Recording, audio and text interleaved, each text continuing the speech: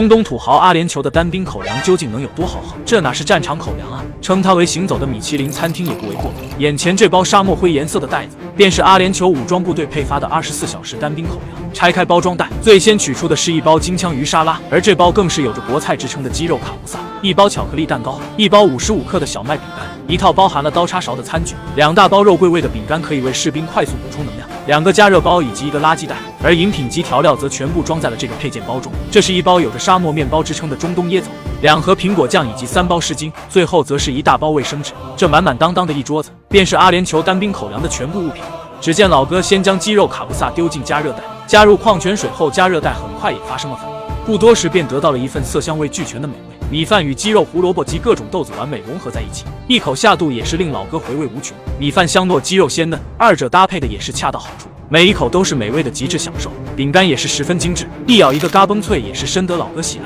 接着又以同样的方式再将金枪鱼沙拉加热一下，甚至用胶带将袋口紧紧密封起来。然而这次的化学反应看上去则更为激烈。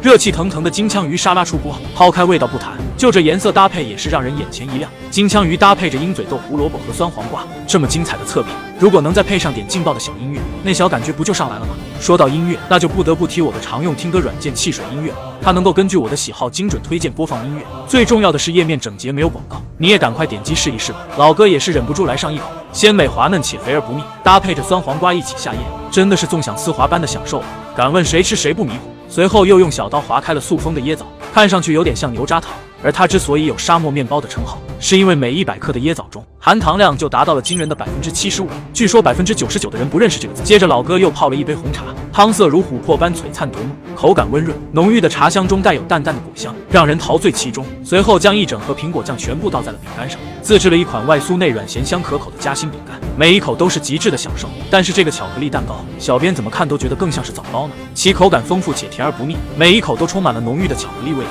老哥更是毫不吝啬地给出了满分评测。最后再让我们看下配件包里都有什么：2根水果棒、4包柠檬冲剂、2包盐及胡椒粉、2包咖啡、1包蜂蜜以及4包白砂糖。浅尝一口柠檬冲剂，味道有点像雪碧，解渴的同时还能快速补充电解质。由于老哥喝不惯苦咖啡，所以在里面加了一袋糖。喝上一口，咖啡的香气便在口腔中扩散开来，给人带来一种深深的满足感。那么问题来了，就是这样的一